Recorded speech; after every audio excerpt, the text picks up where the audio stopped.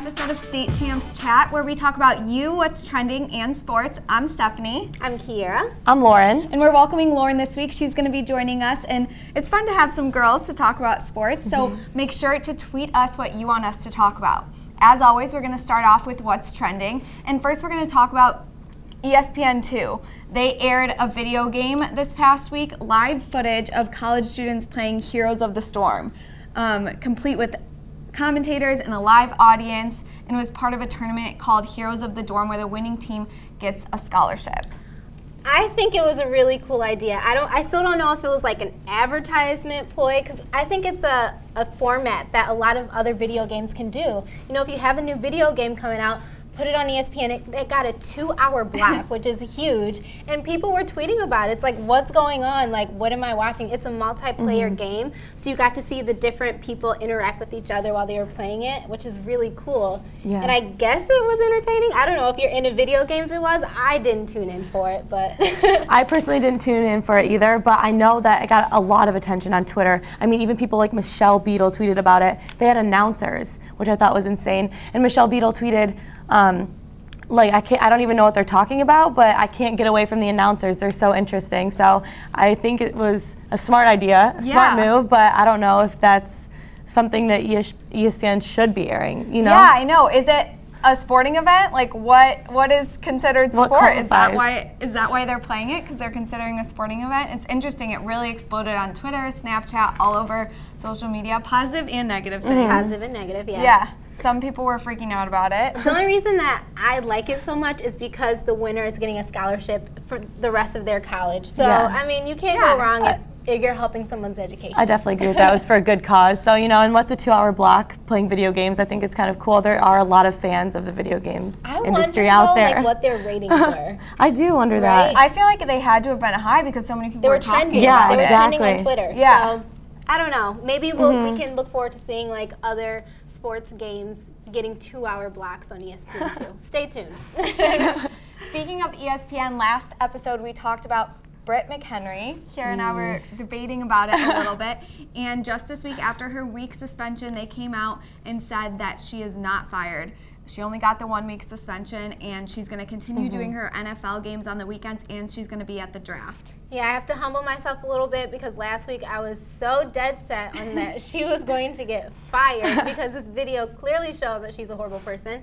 But ESPN proved me wrong. Stephanie was right. She did not get fired, but I'm not happy about this.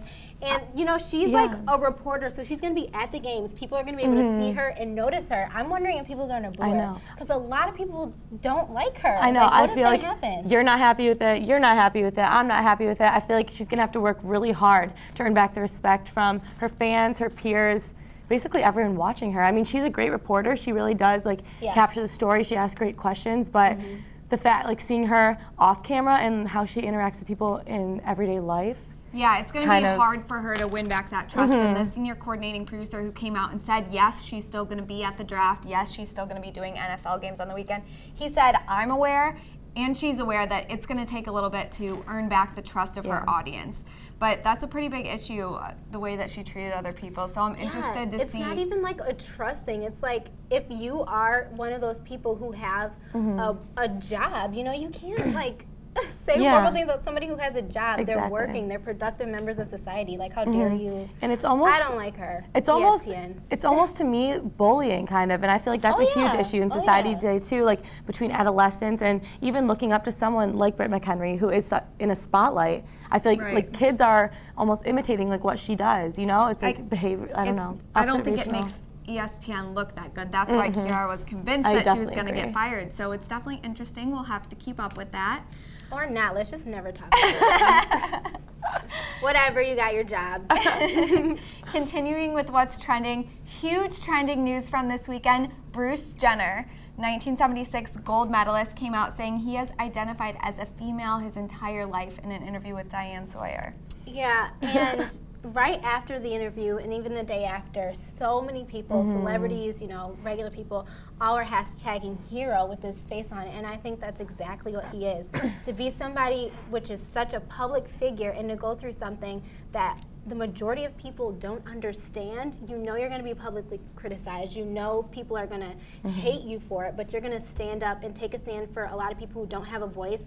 You're a hero, and I commend that to the full extent.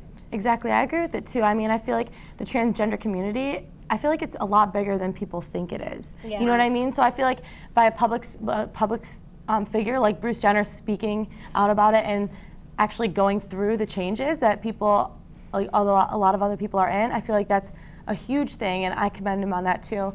Yeah. And it's also the same as like a public figure just in the spotlight. I feel like campaigns like the Say No or the No More campaign No against hate. against like sexual assault and stuff like that. I feel like with public figures speaking about it, it makes it more real, you know, it makes it more Easier for tangible. other people to deal Exactly. with it. Yeah, this is huge that he's so high profile. He's one of the most high profile athletes, so this was a really big deal, I think. Yeah, an Olympian who's on Exactly. the Wheaties box. He was on the you know? Wheaties box and Yeah. he's becoming a female. I think it's interesting but cool. But something I think that's really cool that the MLB is doing is that they hired a former player who came out as gay, I think 14 years after he retired. He came out as homosexual, and now he was hired as an ambassador for the Baseball Association to kind of go to the teams and talk about sensitivity, talk about the LGBT community, and kind of get people more informed. And I think that that model should kind of be seen throughout all sports. Everybody should know about it and be exposed to it, so you're sensitive to it. I think that and this Bruce Jenner thing, everything is growing awareness, which is what's important. think that. Obama even commented on the Bruce Jenner. He recently just said the word transgender for the first Yeah. time, they said. Like the in first their president interview. to say that, right? Right, so that's huge. It definitely means there's a huge. lot of attention being put towards it, and I think that's only a positive thing. Yeah. Exactly, and it's a conversation. Right. And I think that's what's most important. So Yeah. thank you for that, Bruce Jenner. Also, on every episode of State Champs Chat, we name an athlete of the week from right here in Michigan. And this week, it's Riley McCauley from Stevenson High School. He is a Yay. baseball player. He plays shortstop, and he comes in relief sometimes. He's batting .458 average with 3 home runs. Crazy. Is 1-0 with 1 save so far. And he will be playing at Michigan State next year, joining a couple of his former teammates. So, Riley, you've been doing great. Congrats. And we Keep it chose up. you. You go, Riley. as our athlete of the week. And make sure you guys tweet at us who you think should be the athlete of the week. Spring sports are in full season, and we want to hear from you guys. And so get at us on social media. Keeping with the recruiting talk and the players here in Michigan, next we're going to talk about Nick Plummer from Brother Rice. He was our athlete of the week a couple weeks ago, and now he was just recognized by the Tigers GM. He was at Comerica for a speech that was being given, and that he got a personal shout out from the general manager saying that he's going to be a top draft pick, which we talked about when we chose him as our athlete of the week. Yeah. And it seems like the closer the draft gets, he's getting more and more attention. Yeah. I definitely agree with that. I mean, he's batting almost 600. Well, his junior year, he batted almost 600. He had 3 home runs. He had like 50-ish RBIs, which is insane for a junior in high school. Crazy. And maybe he'll stay in Michigan. I Maybe know, that's that'd what be I'm kinda excited about. cool. If he played for the Tigers, keep it in your home Yeah. state. I like that. So way to go, Nick Plummer. Next, we're going to talk about hot topics. We always talk about these topics, some issues that are going on that we think deserve some attention. So make sure to tweet at us what you think our hot topics should be. We're going to talk about concussions this week. It's been a huge issue both in high school and professional sports and collegiate sports. And just this past week, there was a video that was released from a Chelsea versus Arsenal soccer game. So hard to watch. It was hard to watch. It was so hard to watch. Yeah. This guy, Oscar, collided with the goalie and was rolling around on the ground, Yeah. clear head injury, and he went back in the game. Yeah. I know. And he It's was out of crazy. it, like almost like convulsing. Like Yeah, he tried to get up and convulsing. his eyes like rolled. And I believe he was hospitalized after the game, but the fact that he went back in the game, it received a lot of attention. Reminded me of the Shane Morris Yeah, incident. we all This- remember yeah, that. This past fall at University of Michigan when he was clearly suffering from a concussion and was sent back in the game. So we just wanted to talk about this because how do you control the players to go back in? Exactly, and I think what's to be said here is that I don't think it should be the athlete's choice whether they go back in the game or not. Athletes by nature, they're born Yeah. fighters. They push through. That's what they do. You know, once you're Exactly. in a game, your adrenaline's going. You may not even realize how bad you're hurt. And of course, they want to go back in the game and continue playing. But as a coach, as you know, somebody who has that authority, as like a health person that's on the sidelines, you need to tell them, no, watch the footage, see how bad it was. You know, you can't. don't let them go back in the game. It's Yeah. huge. I definitely agree with that. I think that there should be something implemented on the sidelines, maybe to test the players, like see if they actually have a concussion and make that decision to not let them play. You know what I mean? Because brain injuries, although they don't look as bad from the outside, like a broken bone, they're very serious. If you get a concussion after your first concussion hasn't healed, it's exponentially 10 times worse. Yeah. Which is insane thinking about that. Personally, I've had 3 concussions, serious concussions in high school from soccer. I know how bad the effects can be. I get really bad migraines. So this is a huge issue, and it's made me happy that it's been receiving so much attention recently, because it really needs to be something that coaches and players are made aware of. In an effort to combat this, the MHSAA is going to have new concussion protocols in the fall of 2015. They're going to be giving some concussion testing kits to some football programs in the fall to improve player safety. This year, in an attempt to improve player safety, they reduced the length of practice and the collision practices per week. But do you guys think these measures are enough? I think it's a start. Yes, definitely. They said that they were a start. implementing them into some high schools, so it's a trial error. They're going to see if it actually works, and hopefully it does, and hopefully that they can expand it not only to all high schools, but all sports. Yeah. Because I wasn't a football player, I was a cheerleader, but I've known cheerleaders who have gotten concussions and who need to receive medical attention. You know, it should go for anybody. Exactly. I think the key word here is they're implementing it in some football teams. I feel like it's important. I know it is a trial and error phase, but I feel like trying it out with all football teams to start with, I feel like that's very important. But even looking at sports like baseball, a non-contact sport, someone can still get hit in the head with a 90-mile-an-hour fastball, get a concussion, not know about it. And it was an article that said that the device that they were using for sideline was like an iPad. So we're not asking like a health professional needs to be the one to conduct this. A coach can be like, hey, you know, look at this, tell me what you see. Right. Just there needs to be some type of baseline, something for coaches and players to go off of, something for the health professionals to use. Simple. Exactly. Obviously, some schools have more resources than others, but if they provide some type of baseline for teams to go off of, I think that'll definitely be a huge help. And this is not just in high school sports, college sports, it's also in professional. The NFL Concussion Settlement was approved last week by a federal judge. It's all dependent on different factors, though. Yes, it is. I mean, the amount of money that they're giving out to these players with concussions and stuff like that who have experienced brain damage. Yeah, it was like $1 million up to like $2 million. I have it here. Parkinson's disease, $3.5 million. Alzheimer's, $3.5 million. Just neurocognitive impairment, $1.5 million. Yeah, so it's crazy amounts of money. It is a lot of money if you get damaged, but they put a lot of stipulations on it. They do So it's not put like a lot they're of just gonna, stipulations. Yeah, there's always depending on if you were in the league for over 5 years or how old you were, which is interesting. The older you are, the less money you get. If you're in the league for 5 years or less, the less money you get. So I feel like they put all these stipulations on to kind of limit the amount that they're giving out to these people. However, I still think it's great that they're do. finally Of course. admitting some guilt, admitting that, yes, we are kind of responsible for this, and we're recognizing the fact that these players are having serious health issues after playing in the NFL. And since they are going to have to pay money, if it's going to hurt their pockets, they're going to pay attention to it Exactly. more. So, And it's all about, like we said, even with the Bruce Jenner thing, it's about starting conversation. Exactly. I think it's completely important agree. that they're starting this conversation about concussions. They're helping drive that and build awareness down to high school programs because it's important as the players are younger that they're made aware of this too. Especially in high school, I feel like when they have a lot more life to live. You know, they're still going through college. They still have life after college, you know what I mean? So brain damage at that young, it can lead to more serious issues. It's actually concerning a lot of parents and stopping a lot of parents from putting their kids in football into contact sports, which is interesting because I think professional leagues are starting to get nervous that they're going to have fewer players in the future in 10, 15 years because of all this evidence. But I think if you're implementing things like the MHSA is implementing in the fall, mainly just to be aware of it and aware of how to deal with it. Concussions are going to happen. They can happen not even from sports. Fluke accident. Yeah, they can happen. However, so to just build awareness of how to deal with them, I think is the most important. Definitely and do agree it for with that. students too, because even though you are an athlete and you want to play, your health should come first. So if you think that you have a concussion during the game, take yourself out, no matter how good you think you feel. Now a little lighter subject, still talking about health issues though. We're going to talk about San Francisco banning chewing tobacco. Yeah, this is in our Score Fumble segment, which is my absolute favorite. Score or fumble, we choose whether it's a score, good thing, or a fumble, bad thing, every week. So this would be the first city in the nation to approve a measure of banning chewing tobacco.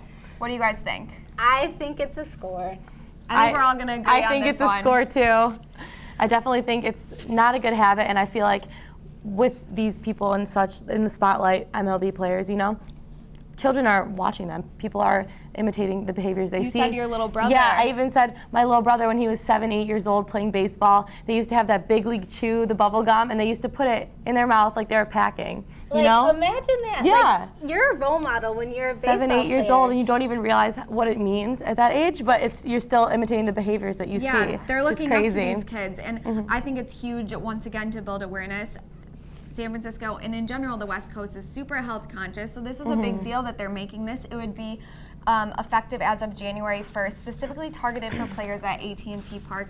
And chewing tobacco was banned in the MLB in 1993, actually, but the minor league, sorry. But the MLB has yet to take any action. So this would be huge if they go through with this. And I think it's going to be a trend that keeps going because college campuses, so many places now are banning tobacco, banning smoking. I know Central Michigan University, we just went tobacco free. Our campus is, tobacco free. So I see where they're coming from. Yeah. And an interesting story about my past, I remember, I don't eat meat anymore, but when I was younger, they used to have the beef jerky, like the shredded beef jerky that would come in kind of like a tobacco can. And you thought you were cool when you did it, but it's bad for you. Yeah, so I think it's a good thing because people are looking up to baseball players, and they need Stay to be away, aware. kids. Yeah, they Stay need away. to be do aware it of on it. your own time. Like if you're gonna learn to do it on your own time.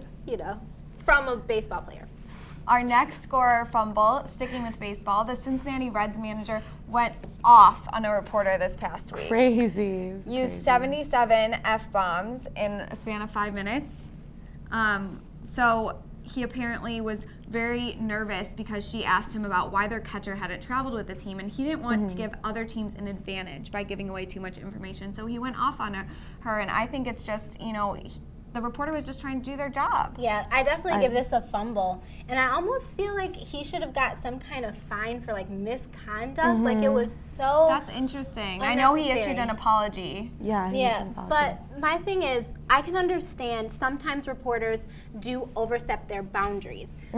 This is kind of different, but Robert Downey Jr., he's on his media tour right now, and he got upset with a reporter who asked him about his drug past. That happened so long ago, and it was inappropriate for that reporter to bring it up, and so Robert Downey Jr., stopped the interview. That I think is appropriate, but in this case, the reporter was asking a legitimate question. One of your main players didn't travel with you. What's up with that? I don't think he was trying to, get some deep inside story. That's normal. So I think it was hugely inappropriate and a big fumble. I think it was a big fumble too. I feel like if it's a question that he doesn't want to answer, he could say, I just don't want to answer this question. Right. Yeah. There's no need to use foul language, especially to someone that's just trying to do their job, and asking a question that was relevant, was talking about the betterment of the team. You know what I mean? They want to know. People want to know. What's going on with the players. It reminded me a lot of Richard Sherman going off on Erin Andrews a couple years ago. And props to reporters for She handled that with grace. She handled that so She handled that, gracefully. yes. What do you do, though? You're What just do you like, do? Yeah. Smile and wave. As a reporter, I hope that never Happens to any of us. unless it's deserved. Like if we're prying, but. Next, we're going to talk about every week what's going to be on State Champs this week. It'll be on Fox Sports Detroit Sundays at 9 a.m. And this week, Lauren got the chance to catch up with Kyle Brinza. He was a football player at Plymouth High School from right here in Michigan. And then he went on to play at Notre Dame and is now heading into the draft. So that'll be awesome. Lauren got to catch up with him. So make sure to check that out this weekend. And of course, we'll have an updated UAW Chrysler Baseball Player of the Year, top 10, as well as our Softball Player of the Year contest and our Lacrosse Player of the Year contest. So make sure to head to statechampsnetwork.com and check out all of those contests and vote for your favorite players. Thank you guys for tuning in. Remember, we're talking about you, we're talking about sports and what's trending, so make sure to tweet at any of us or tweet at State Champs what you guys want us to talk about. See you later.